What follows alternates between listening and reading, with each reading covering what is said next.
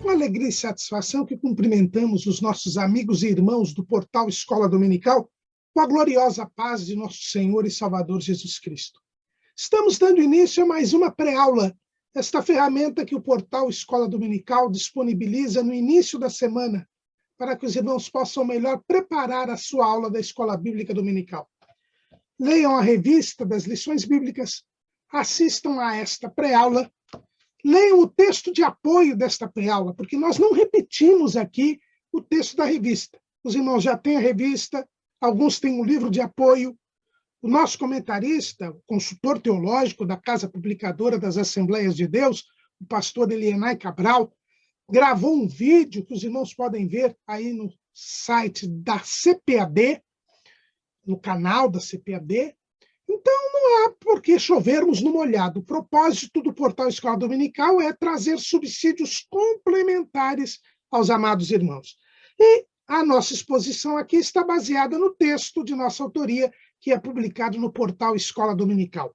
Ao lado deste texto, publicamos até 5 outros textos desta lição. O portal Escola Dominical também disponibiliza artigos e videoaulas de todas as faixas etárias do currículo da Casa Publicadora das Assembleias de Deus e também de outros currículos de Escola Bíblica Dominical. Durante a semana, o irmão pode acompanhar aos breves comentários em áudio das leituras diárias sugeridas na lição. O irmão tem um momento devocional e ainda angaria informações para a sua lição. Se tiver alguma dúvida, poste a sua pergunta na sala dos professores do portal Escola Dominical. E no sábado à noite, às 19 horas, horário de Brasília, o irmão é nosso convidado a assistir à transmissão ao vivo do estudo preparatório dos professores da Escola Bíblica Dominical da Igreja Evangélica Assembleia de Deus, Ministério do Belém, na sede aqui em São Paulo. E se o irmão estiver aqui por São Paulo e região, não é o nosso convidado. A frequência é aberta a todos os interessados no estudo da Palavra de Deus, mas a reunião continua se realizando no Templo Antigo, na rua Conselheiro Cotegipe 273, no bairro do Belenzinho, aqui em São Paulo. Mas tudo isso é apenas a preparação da Escola Bíblica Dominical. Ela só se realiza, mesmo em tempos de pandemia, quando o povo do Senhor vai à casa do Senhor estudar a palavra do Senhor no dia do Senhor. Neste terceiro trimestre de 2021, nós estamos estudando o tema O Apóstolo Paulo, lições da vida e ministério do apóstolo dos gentios para a Igreja de Cristo. E estamos no segundo bloco do trimestre, onde nós estamos estudando alguns aspectos do ministério de Paulo. Na semana passada, nós vimos o apóstolo Paulo como sendo um crente pentecostal, o poder do Espírito Santo no ministério de Paulo. E hoje, na lição de número 7, nós vamos estudar Paulo, o plantador de igrejas. Paulo é, sobretudo, um apóstolo, e apóstolo é aquele que abre igrejas, é aquele que desbrava o mundo levando o evangelho de Cristo. O Senhor Jesus já tinha dito ao apóstolo Paulo que ele haveria de ser alguém que levaria o nome do Senhor para os gentios, já na conversão. Olha a mensagem que o Senhor Jesus dá a Ananias e que Ananias transmite ao apóstolo Paulo. Disse-lhe, Atos 9 e 15, disse-lhe, porém, o Senhor, vai, porque este é para mim um vaso escolhido, para levar o meu nome diante dos gentios e dos reis e dos filhos de Israel. E que Paulo tinha consciência desta mensagem, porque Ananias lhe havia transmitido, nós temos nas menções que Paulo fala a respeito da sua conversão. Lá em Atos, capítulo 20, 2, versículo 14, Paulo diz o que Ananias falou para ele. E ele disse: o Deus de nossos pais, de antemão, te designou para que conheças a sua vontade e vejas aquele justo e ouças a voz da sua boca, porque hás de ser sua testemunha para com todos os homens do que tens visto e ouvido. E no versículo 21, o apóstolo, o próprio Jesus disse para o apóstolo, vai, porque hei de enviar-te aos gentios de longe. Isso o Senhor Jesus disse a Paulo pouco antes de Paulo ter que fugir de Jerusalém para não ser morto pelos judeus. Então, os irmãos vejam que aqui estava esta consciência, né? Lá em Atos capítulo 26, quando Paulo faz o seu discurso ao rei Agripa e fala novamente da sua conversão, ele diz exatamente isso também, lá no versículo 16, Atos 26 e 16. Mas levanta-te e põe-te sobre teus pés, porque te apareci por isto, para te pôr por ministro e testemunha, tanto das coisas que tens visto, como daquelas pelas quais te aparecerei ainda, livrando-te deste povo e dos gentios, a quem agora te envio. Então, veja que o apóstolo Paulo, desde o momento em que é curado, é batizado com o Espírito Santo, ele já recebe o chamado de Deus para ser apóstolo. Apóstolo é uma palavra grega que quer dizer enviado. Enviado. Então, apóstolo quer dizer enviado. E é isto que nós temos que entender. Paulo, e nós já vimos numa aula anterior, que há uma discussão se Paulo é dos 12 ou não, se ele é apóstolo do Cordeiro ou não. Existe uma discussão. Alguns entendem que não, que ele o 12º apóstolo, aquele que ficou em lugar de Judas Iscariotes, é Matias. Outros entendem que é Paulo, porque Paulo teve esta experiência pessoal com o Senhor Jesus durante 3 anos, e assim como os gentios são colocados na oliveira, como o jambuzeiro é colocado na oliveira, Paulo também teria sido colocado no colégio apostólico. Há uma discussão a este respeito. Mas, quanto a ele ser apóstolo do Espírito Santo, para nós usarmos aqui a feliz expressão do pastor Antônio Sebastião da Silva, que é o diretor da Faculdade Teológica de Santo André, a FATESA, não há dúvida nenhuma. Paulo foi chamado e enviado pelo Espírito Santo para a missão, para pregar o evangelho aos gentios. Primeiro, Jesus diz que o chamou para isto. E segundo Edward Luiz e Frank Classen, esses 2 cronologistas bíblicos, 9 anos depois, lá na igreja de Antioquia, esta chamada se realiza. Atos dos Apóstolos, capítulo 13, versículo 2. E servindo eles ao Senhor e jejuando, disse o Espírito Santo: apartai-me a Barnabé e a Saulo para a obra a que os tenho chamado. Então, jejuando e orando, e pondo sobre eles as mãos, os despediram. Então, veja que eles foram enviados pela igreja de Antioquia para pregar o evangelho aos gentios.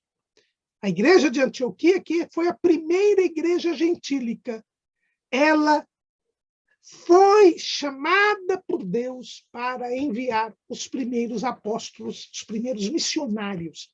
Apóstolo não quer dizer missionário. Hoje em dia, existe uma deturpação do significado da palavra apóstolo, porque algumas pessoas, querendo se sobressair em autoridade na igreja, eles se falam apóstolos porque eles entendem que os apóstolos por serem as principais autoridades da igreja primitiva, o colégio apostólico foi constituído por Jesus, e eram eles quem ensinavam a igreja, tanto que é dito em Atos 2:42 que os crentes perseveravam na doutrina dos apóstolos.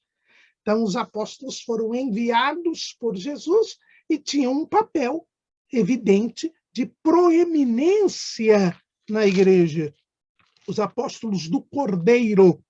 E o próprio apóstolo Paulo, em Gálatas, em Efésios, na carta aos Efésios, capítulo 2, versículo 20, diz que a igreja tem como Cristo como a principal pedra da esquina e é edificada sobre o fundamento dos apóstolos e dos profetas.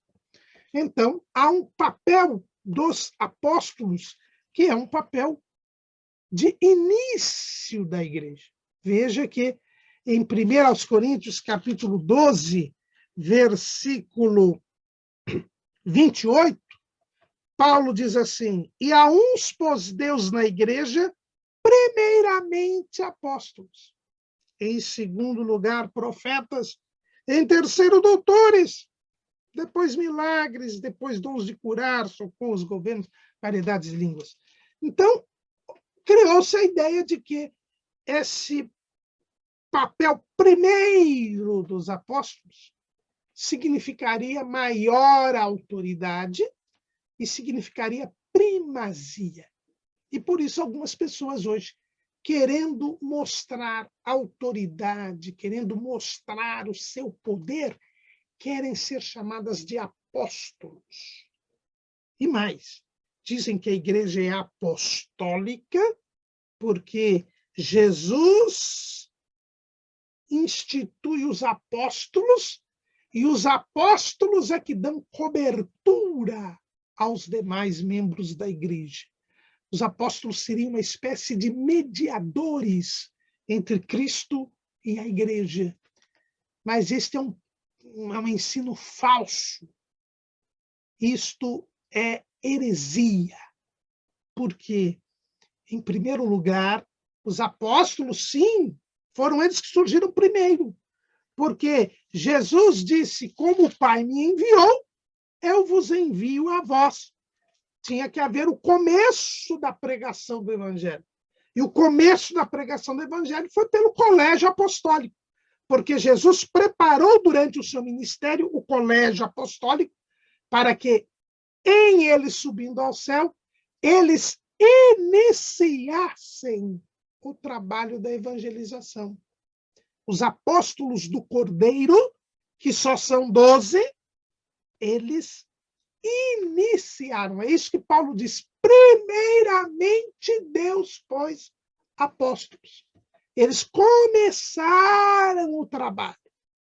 Alguém tinha de começar. E quem começaram foram os 12. Eles foram enviados pelo Senhor no domingo da ressurreição. Eles começaram o trabalho.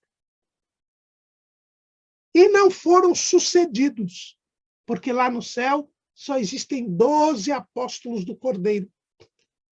Está lá em Apocalipse, capítulo 21,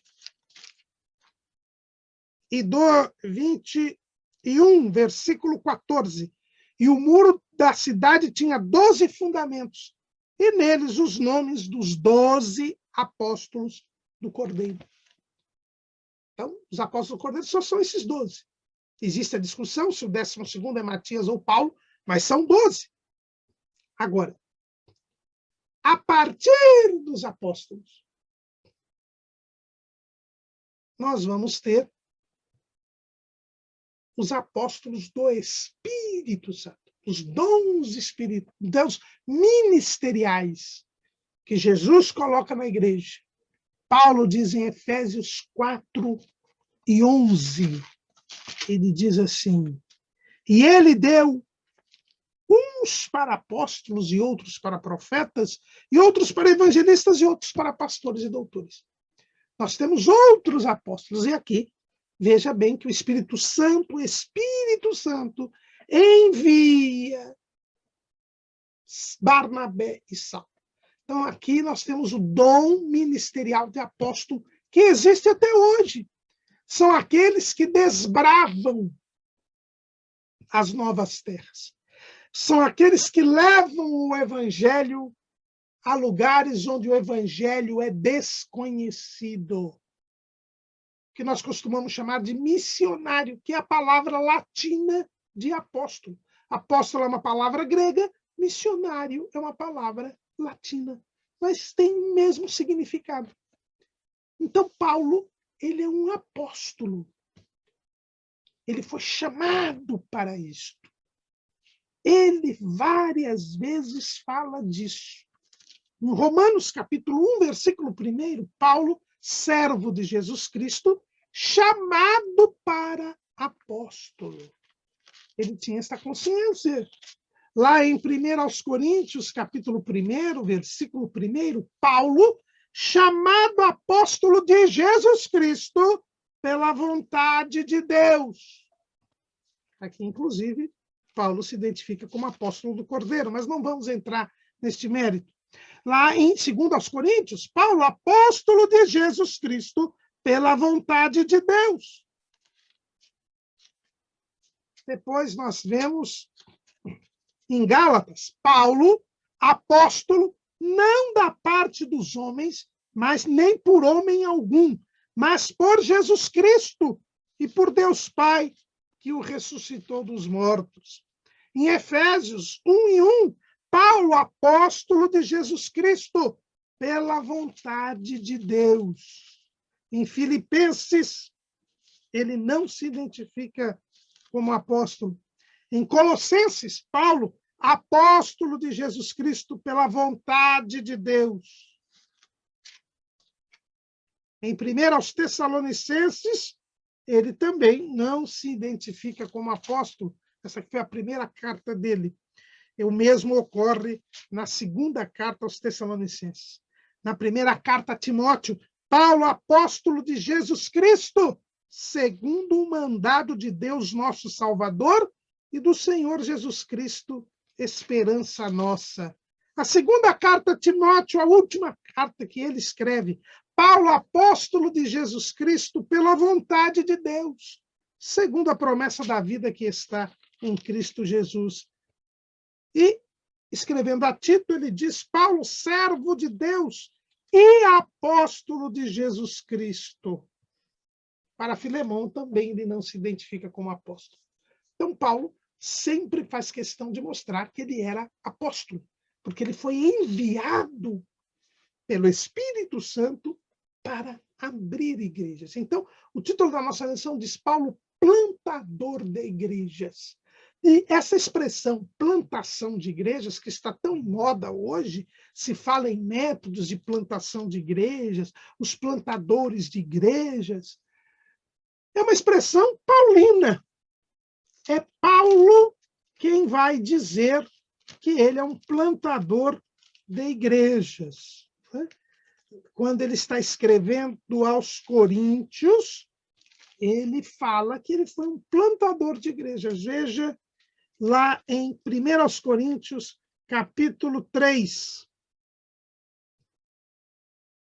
Ele diz assim, versículo 6, eu plantei, Apolo regou, mas Deus deu o crescimento. Pelo que nem o que planta é alguma coisa, nem o que rega, mas Deus que dá o crescimento. Ora, o que planta e o que rega são um, mas cada um receberá o seu galardão segundo o seu trabalho. Porque nós somos cooperadores de Deus. Vós sois lavoura de Deus e edifício de Deus. Então, veja que Paulo se identifica ele próprio como um plantador de igrejas. Então, essa expressão plantador de igrejas vem do próprio apóstolo Paulo. E o que Paulo nos ensina aqui, logo de início, sobre a plantação de igrejas? Em primeiro lugar, que para que alguém plante igrejas, ele precisa ser chamado para isso. É um dos 5 dons ministeriais, o dom de apóstolo. Paulo, ele não plantou igrejas porque ele queria montar um império particular. Ele não montou igrejas porque ele queria ganhar dinheiro. Não. Paulo, ele plantou igrejas porque Deus mandou que ele fosse levar o nome de Jesus para pessoas que não o conheciam, o nome de Jesus. Paulo, ele foi chamado por Jesus, enviado pelo Espírito Santo para enviar, para abrir igrejas. É preciso ser chamado por Deus para podermos exercer qualquer tarefa na Igreja do Senhor. Veja que todos nós temos pelo menos um trabalho na Igreja do Senhor, porque quando nós somos salvos, nós somos inseridos num corpo, como membros de um corpo. E no nosso corpo não há nenhum componente do nosso corpo que não faça nada, que não tenha uma função. Então, todos nós temos uma função, todos nós temos um chamado. E só pode plantar igrejas quem é chamado para isso, quem é chamado para o apostolado. Paulo foi chamado para isso. Demorou 9 anos para que ele pudesse começar a exercer esta função. Mas ele havia sido chamado para isso. E nós vemos a consciência dele, né, nesses textos que nós lemos aqui, como ele sabia que ele era chamado para esse trabalho. O Espírito Santo falou à igreja e falou a eles que eles eram chamados para isso. Então, primeira coisa, eu preciso ser chamado por Deus. Em segundo lugar, eu preciso ter a consciência, o plantador de igrejas é alguém que planta. Se ele planta, o plantador, ele não cria. Ele pega a semente que já existe e lança a semente. Toma todos os cuidados para semear. Não se semeia simplesmente se jogando a semente. Há toda uma preparação para a semeadura, mas ele não cria a semente. Isto é importante, porque toda plantação de igrejas começa com a pregação do Evangelho. É assim que Paulo começou. Veja que, quando eles saem de Antioquia, o texto bíblico diz que eles, enviados pelo Espírito Santo, desceram a Seleucia e dali navegaram para Chipre, lá em Atos 13:4. E chegados a Salamina, anunciavam a palavra de Deus nas sinagogas dos judeus e tinham também a João como cooperador. Então veja que Paulo, Barnabé e Saulo, né, eles anunciaram a palavra de Deus. A plantação de igrejas começa com a pregação da palavra de Deus. É por isso que Paulo, ele se identifica como pregador. Ele se identifica como pregador. Veja que lá em 2 Timóteo, capítulo 1, versículo 11, ele diz assim: para o que foi constituído pregador e apóstolo e doutor dos gentios. A plantação de igrejas começa pela pregação da palavra, pela pregação do evangelho. Paulo diz que o evangelho é o poder de Deus para a salvação de todo aquele que crê, primeiramente do judeu e também do gentil, do grego. Então, não há como exercer a função de apóstolo sem pregar a palavra. Então, se vocês veem um monte de apóstolo por aí, que primeiro não vai para um lugar onde o evangelho não é conhecido. Veja que eles foram enviados pelo Espírito Santo a Salamina. Salamina não conhecia o evangelho. E lá eles anunciam a palavra de Deus. Paulo tinha consciência que, como apóstolo, ele tinha uma obrigação. A obrigação era pregar o evangelho. Veja lá, 1 Coríntios, capítulo 9, versículo 16.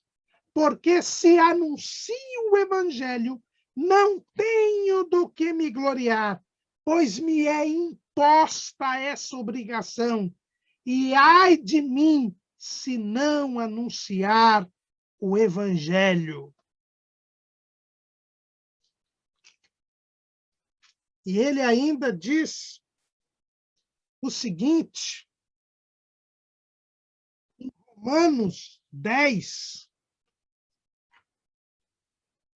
e 14, 10 e 13, Paulo mostra a dinâmica da salvação. Ele diz assim, porque todo aquele que invocar o nome do Senhor será salvo. Como, pois, invocarão aquele em quem não creram? E como crerão naquele de que não ouviram? E como ouvirão se não há quem pregue? E como pregarão se não forem enviados? Como está escrito, quão formosos os pés dos que anunciam a paz, dos que anunciam coisas boas. Ele pega esse texto lá de Isaías, capítulo 52, versículo 7. Então, veja que primeiro é preciso ser enviado. Depois é preciso pregar. Quando alguém prega, alguém ouve. Quando alguém ouve, alguém crê. E quando alguém crê, alguém invoca a Jesus. E aí é salvo. Então, a igreja é a reunião, né? Quando a gente fala em plantação de igrejas, nós estamos falando da igreja local, né?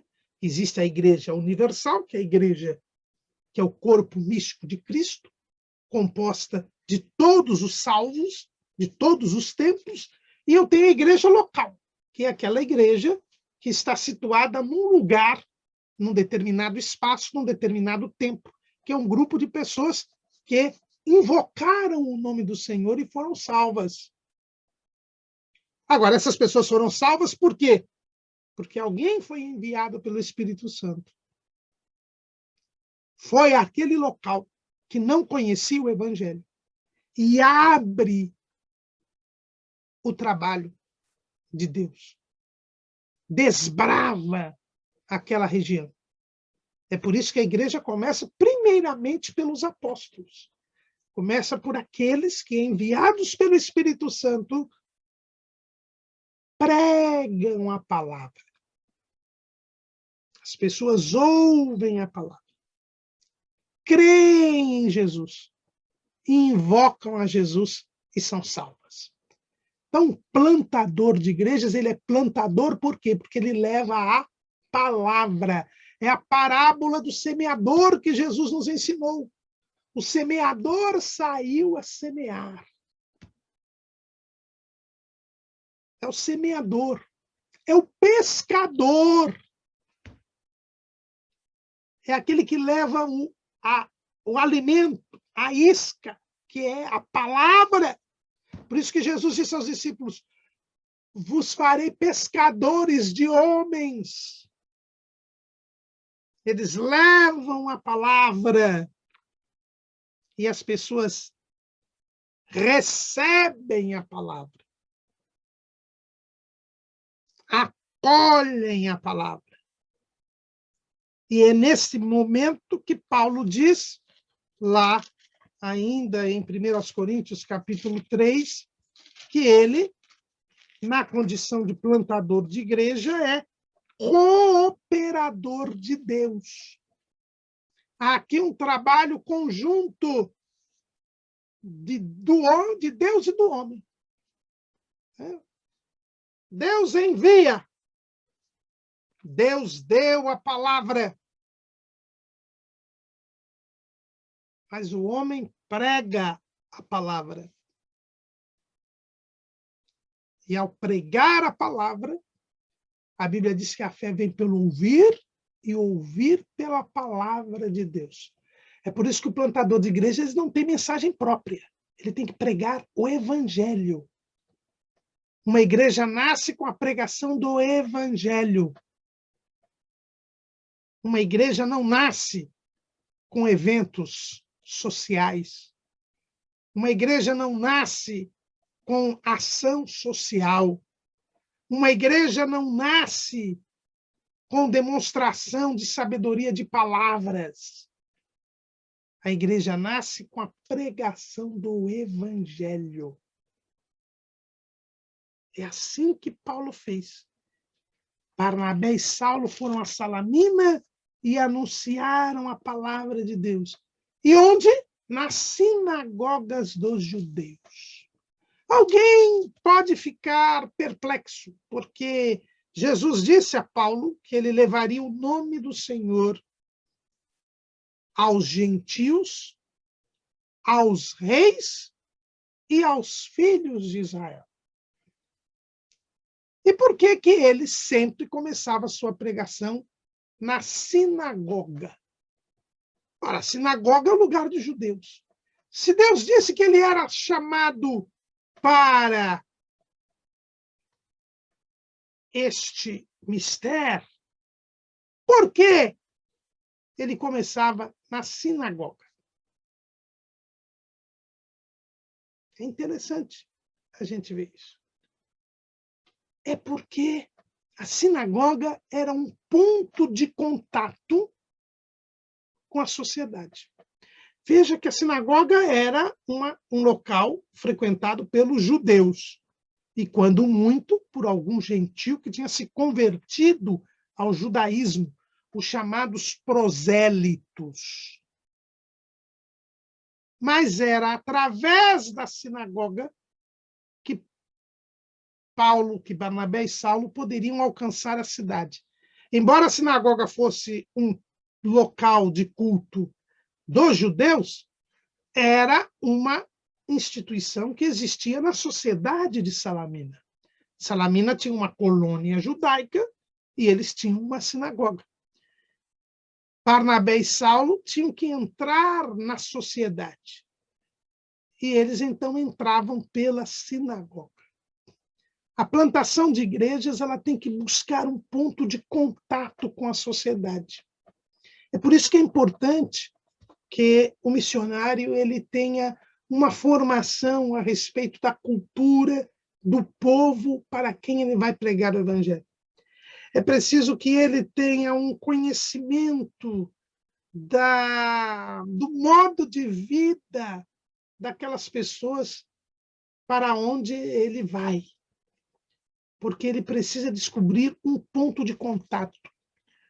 O missiólogo John Richardson, que escreveu o livro que eu recomendo, O Fator Melquisedeque, ele diz que esse ponto de contato é justamente o fator Melquisedeque. Eu preciso pregar o evangelho através de um ponto de contato com a cultura, com o mundo das pessoas que serão evangelizadas. O missionário, o apóstolo, ele não pode ser um ET.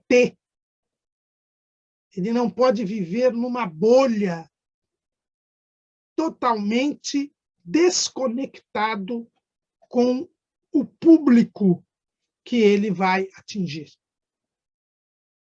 Barnabé e Saulo sempre, e Paulo depois, na segunda viagem missionária, eles sempre começavam pela sinagoga. Paulo só não começou pela sinagoga em Filipos, porque em Filipos não tinha sinagoga. E ele precisou orar e buscar a Deus para saber como começar a evangelização. E o Espírito Santo o dirigiu até aquelas mulheres que estavam lavando roupa ali no rio, à beira do rio, E ali, então, é que ele vai começar a pregação do evangelho. Mas veja que Paulo já teve uma dificuldade em Filipos, porque em Filipos não tinha sinagoga. Eu preciso sempre de um ponto de contato para evangelizar alguém. Entrar no mundo da pessoa que será evangelizada.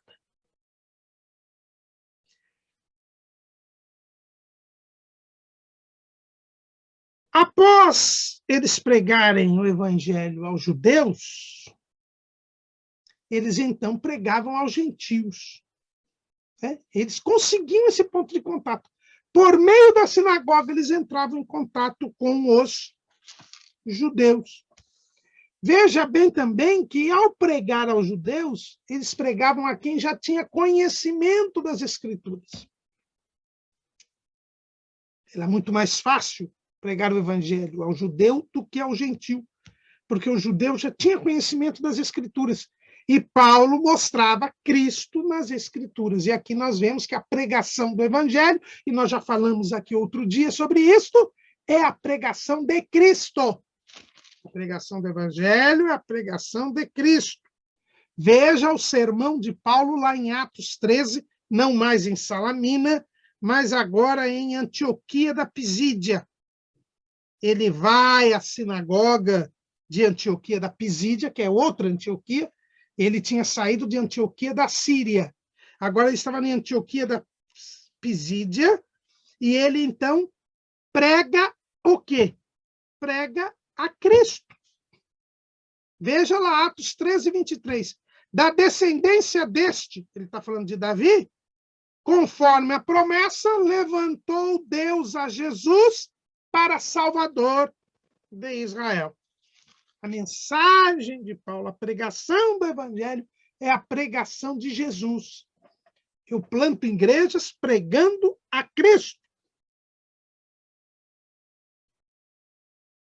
E aí, através da sinagoga, ele teve acesso aos gentios. Veja lá, Atos 13 e 42. E saídos os judeus da sinagoga, os gentios rogaram que no sábado seguinte lhe fossem ditas as mesmas coisas.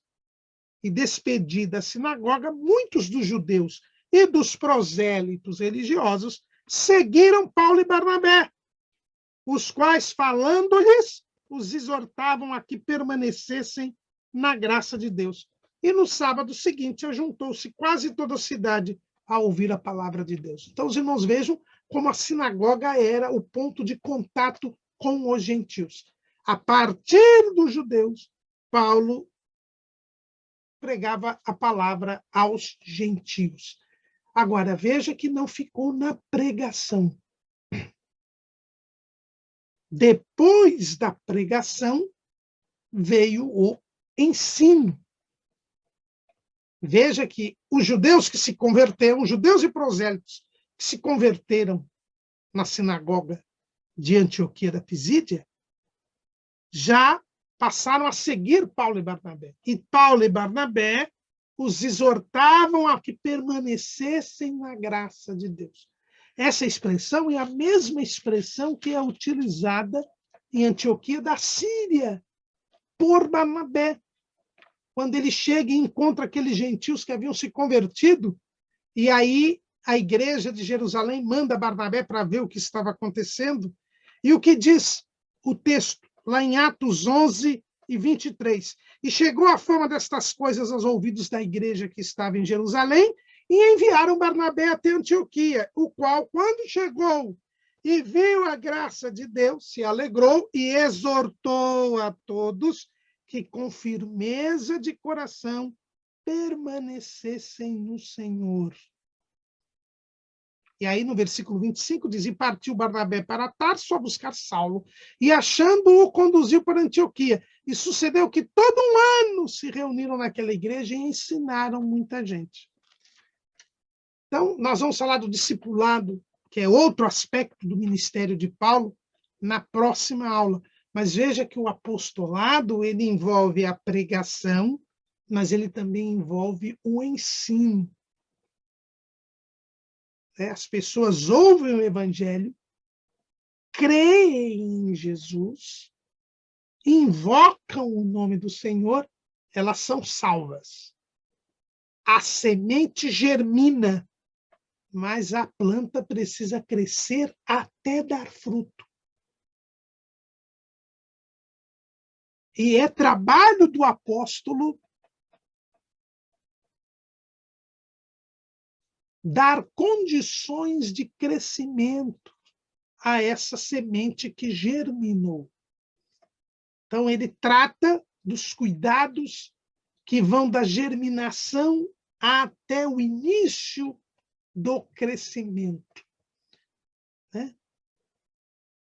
Então, vocês já fizeram aquela experiência, né? Todo mundo faz na escola, né? De colocar um feijão, um algodão, aí o feijão germina. E depois que ele germina, então ele nasce. A germinação é obra do Espírito Santo. Nós somos gerados de novo pela palavra de Deus. É o que Pedro fala lá em 1 de Pedro, capítulo 1, versículo 23. Sendo de novo gerados, não de semente corruptível, mas da incorruptível, pela palavra de Deus viva e que permanece para sempre. Nós somos gerados de novo. Nós germinamos. Mas é preciso cuidar para que esta planta cresça e produza. Porque este é o objetivo da salvação que Jesus nos dá. Evangelho segundo escreveu João, capítulo 15, versículo 16. Não me escolhestes vós a mim, mas eu vos escolhi a vós e vos nomeei, para que vades e deis fruto, e o vosso fruto permaneça. Então, nós somos salvos para frutificar. Foi a primeira coisa que Deus mandou o ser humano fazer. Para o primeiro casal, ele disse, lá em Gênesis 1:26, 1:28, e Deus os abençoou, e Deus lhe disse, frutificai. Essa frutificação é a frutificação espiritual, que com o pecado ficou impossibilitada, porque nós morremos. Mas agora nós somos vivificados em Cristo e vamos frutificar. O plantador de igrejas, ele está plantando a palavra de Deus. Ele é cooperador de Deus. Deus salvou e ele agora tem que ajudar, ensinar. Ele já pregou e agora ele tem que ensinar. É o outro ponto. Uma outra coisa que eu não disse aqui, mas é importante, é que o Espírito Santo mandou Barnabé e Saulo. E ainda eles se fizeram acompanhar no início da viagem por João Marcos, que era cooperador. Veja que não se deve fazer a obra de Deus sozinho. Não, é sempre... Jesus, quando mandou os seus discípulos para fazer um estágio de evangelização, ele os mandou de 2 em 2. Veja lá em Mateus, capítulo 10. Mateus, capítulo 10. E chamando os seus 12 discípulos, deu-lhes poder sobre os espíritos imundos para os expulsarem, para curarem toda a enfermidade e todo o mal. E Jesus enviou estes 2, né? Esses 12. Então, ele mandou esses discípulos. Depois, ele mandou mais 70. Veja lá em Lucas, capítulo 10. E depois disso, designou o Senhor ainda outros 70 e mandou-os adiante da sua face, de 2 em 2, a todas as cidades e lugares onde ele havia de ir. Não se deve ir sozinho. Veja que aqui, para o Brasil, para desbravar o Brasil no Evangelho Pentecostal, o Senhor mandou Gunnar Wingren e Daniel Berg. Mandou 2. Por que não é para mandar um sozinho? Porque nunca é bom um ir sozinho. Salomão explica lá em Eclesiastes, capítulo 3, versículo 9. Melhor é serem dois do que um, porque tem melhor paga do seu trabalho. Porque se um cair, o outro levanta o seu companheiro. Mas ai do que estiver só, pois caindo, não haverá outro que o levante. Também, se dois dormirem juntos, eles se aquentarão, mas um só, como se aquentará? E se alguém quiser prevalecer contra um, os dois lhe resistirão. E o cordão de 3 dobras não se quebra tão depressa. Então é melhor serem dois do que um. Por isso que Jesus mandou 70 de 2 em 2. Se entende que os 12 também foram mandados de 2 em 2. E aqui Deus mandou Barnabé e Saulo, e João Marcos foi junto até um pequeno trecho, depois ele foi embora. Mas na segunda viagem missionária, quando Barnabé e Saulo se separam, Barnabé pega Marcos e vai para Chipre. E Paulo pega Silas e vai para a Macedônia, né? Ele primeiro passou pela Síria, pela Cilícia, que é a terra dele, e depois acabou indo para Derbe e Listra. Então, vejam que sempre de 2. Paulo sempre tinha uma comitiva, né? Nunca estava só. Plantação de igrejas tem que ser enviada pelo Espírito Santo. Melhor ir em mais de um do que um. Tem que se pegar um ponto de contato com a sociedade. Se tem que pregar o evangelho, pregar a palavra de Deus, e em seguida a pregação, aqueles que ouviram, creram, invocaram o nome do Senhor e foram salvos, devem ser ensinados, devem ser exortados, incentivados a permanecer no Senhor. Há uma necessidade deste estímulo, desta exortação a permanecerem no Senhor. Por quê?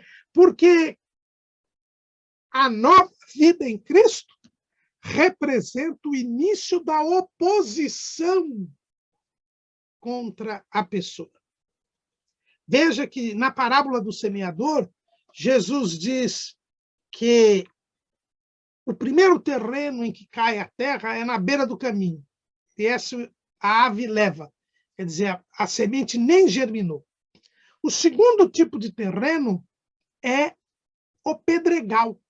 O pedregal é aquele terreno em que a planta germina, a semente germina, mas ela não consegue crescer porque não tem raiz. Porque, como o terreno é pedregoso, você não tem terra para que a raiz possa crescer. Aí é que precisa haver o ensino da palavra. Veja que a palavra, diz o profeta Jeremias, é o martelo que esmiuça a penha. Com o ensino da palavra, o terreno pedregoso vira terra boa, porque a palavra de Deus, ela esmiuça a pedra, ela esmiuça aquilo que impede o crescimento. Não há possibilidade de termos crentes que tenham raiz se não for pelo ensino da palavra de Deus. É por isso que Paulo diz que nós devemos ser arraigados em Cristo. Ou seja, precisamos ter raiz. Nós precisamos ser arraigados. E só teremos raiz se tivermos ensino da palavra de Deus. Lá em Efésios 3:17, para que Cristo habite pela fé no vosso coração, a fim de, estando arraigados e fundados em amor. Lá em Colossenses, capítulo 2, Paulo também fala disso. Versículo 8, tendo cuidado para que ninguém vos faça presa sua, por meio, aliás, desculpe, Colossenses 2:6. Como, pois, recebestes o Senhor Jesus, assim também andai nele, arraigados e edificados nele, confirmados na fé, assim como fostes ensinados, crescendo em ação de graças. Então, o arraigado, eu preciso estar arraigado em Cristo, eu preciso ter raiz. Tendo raiz, eu não morro. Mas para ter raiz, eu preciso ter o ensino da palavra. Veja que Paulo, aqui para os Colossenses, diz que quando eles foram ensinados em Cristo, eles estão arraigados. E lá em Efésios, também ele diz que nós temos que ter Cristo em nós, arraigados em Cristo. Porque Cristo vai habitar pela fé no nosso coração. Cristo precisa ser formado em nós. Formado em nós. Então, veja que Barnabé e Saulo já pegou aqueles que creram e já começaram a discipulá-los. A pregação, a plantação de igrejas envolve o discipulado. O último ponto, veja que Paulo ele não deixava uma cidade antes de ensinar o povo. A gente vê isso lá em Tessalônica. Mas nós vamos falar um pouco mais disso na próxima lição. No final da viagem missionária, Paulo e Barnabé, eles voltam às igrejas que eles haviam fundado. Porque Paulo e Barnabé eram itinerantes, eram apóstolos itinerantes. Então, eles pregavam, ensinavam e iam embora para outra cidade. Pregavam, ensinavam e iam embora. O ministério deles era itinerante. É verdade que Paulo ficou 1 ano e meio em Corinto e 3 anos em Éfeso. Nesses 2 períodos, Paulo ficou mais tempo, e quando ele exerceu o ministério pastoral, ali em Corinto e em Éfeso. Ali, então, mas nós vamos, numa outra aula, falar a respeito desse outro aspecto do ministério de Paulo. Depois que eles vão a Derbe e a Listra,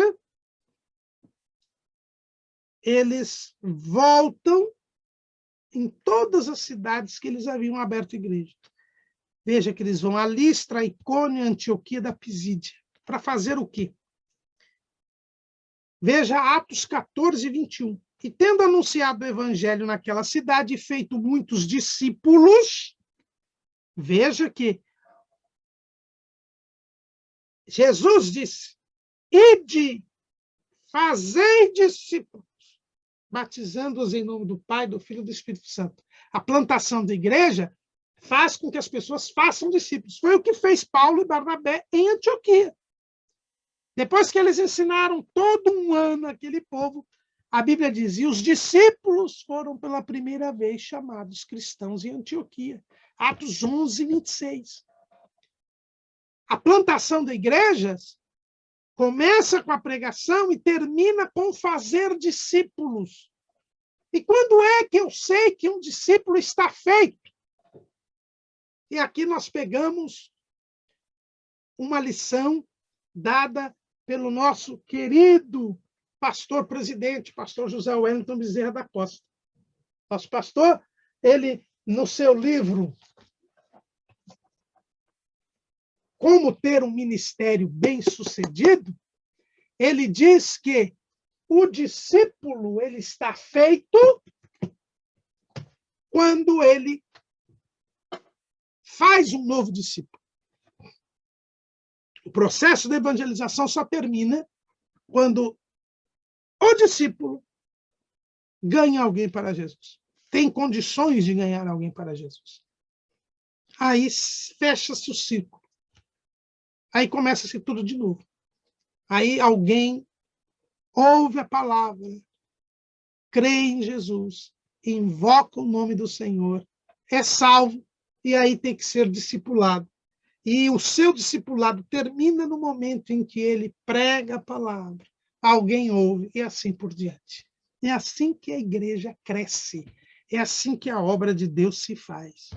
E aí, então, o que eles disseram? Tendo feito muitos discípulos, voltaram para Listra, Icônio e Antioquia, confirmando o ânimo dos discípulos, exortando-os a permanecer na fé, pois que por muitas tribulações nos importa entrar no reino de Deus.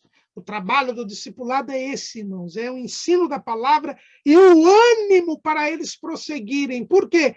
Porque depois do pedregal, Jesus diz lá na parábola do semeador, que vem o terceiro terreno, que é o espinhal. E o espinhal, a planta cresce, a planta germina, a semente germina, cresce, tem raiz, mas é sufocada pelos espinhos. E o próprio Jesus nos diz que este sufocar dos espinhos, o que é? São duas coisas. Duas coisas. O que é semeado entre espinhos é o que ouve a palavra, mas os cuidados deste mundo e a sedução das riquezas sufocam a palavra. Veja que lá, por não ter raiz, chega a angústia e a perseguição por causa da palavra, e ele se ofende. Jesus mostra, quem não tem o ensino da palavra, ele não suporta a angústia e a perseguição que vem por causa da palavra. Por quê? Porque a partir do momento que nós cremos em Jesus, nós passamos a ter a oposição do mundo que está no maligno e a oposição do próprio maligno. Nós passamos a ser um corpo estranho no mundo e somos atacados pelo mundo.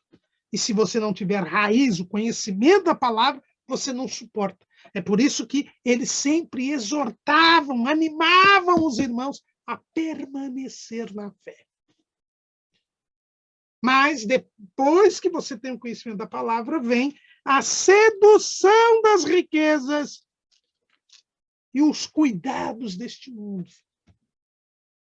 E se você não tiver o crescimento da palavra, se você não tiver a busca do poder de Deus, a contínua aproximação a Deus, você não suporta. Você acaba saindo da atenção, desviando o foco, e acaba sendo seduzido pelas riquezas do mundo, e acaba sendo enganado pelo mundo, seduzido pelas riquezas do mundo, e sendo levado pelos cuidados desta vida. E deixa de pensar no céu, e deixa de servir a Deus. Então, Paulo, ele fala com os irmãos sobre a angústia e a perseguição, exorta-os a permanecer na fé, e aí sim, eles organizam a igreja. Veja que o apóstolo, ele está fora da organização da igreja local. Ele faz parte da igreja, sim, mas ele está fora da igreja local. Não tem sentido essa ideia do apóstolo ser a autoridade máxima, o ditador, não. E havendo-lhe, veja Atos 14, 23, e havendo-lhes por comum consentimento eleito anciãos em cada igreja, orando com jejuns, os encomendaram ao Senhor em que haviam crido. O último passo da igreja é a organização. O último passo da igreja é a formalização do corpo dirigente, a estruturação, a institucionalização. Hoje, primeiro se faz um estatuto. Eu lembro, meu pai uma vez me contou de uma igreja que ele foi dirigir e chegou uma irmã, uma igreja pequena, e uma irmã disse, olha, meu marido está parado, o senhor podia visitá-lo? Meu pai foi visitá-lo. Aí o cidadão chegou para ele e disse assim, olha, eu vim aqui para o senhor congregar conosco. Tal. Ele falou assim, só se o senhor me levar ao pastor presidente. Ele falou, por que levar o pastor presidente? É porque eu tenho uma igreja. Aí mostrou o estatuto registrado da igreja. Se ele me unir a minha igreja com a dele, e me der uma igreja para dirigir, nós falamos, nós podemos conversar. Aí meu pai falou, mas cadê a igreja do Senhor? Está aqui. Meu pai falou, a igreja não é um pedaço de papel registrado no cartório. A igreja é um conjunto de crentes servindo a Deus, fazendo a obra de Deus. Veja que Paulo e Barnabé, eles depois organizaram a igreja. Elegeram ali os presbíteros, os anciãos, os pastores. Certamente também havia os diáconos. No final, quando você já tem povo salvo e feito discípulo, é que você organiza a igreja. É assim que se planta a igreja. Não é começando com um estatuto, como estão fazendo hoje em dia.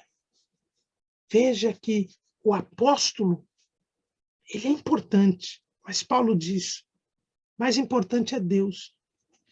Eu plantei, Apolo regou, mas é Deus quem dá o crescimento. Nem o que planta é alguma coisa, nem o que rega, mas Deus que dá o crescimento. Somos cooperadores de Deus. Paulo diz, nós somos cooperadores, estamos trabalhando junto com o Senhor.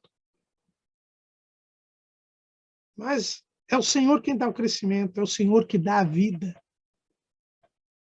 Nós apenas somos cooperadores. E a igreja ela é a lavoura de Deus.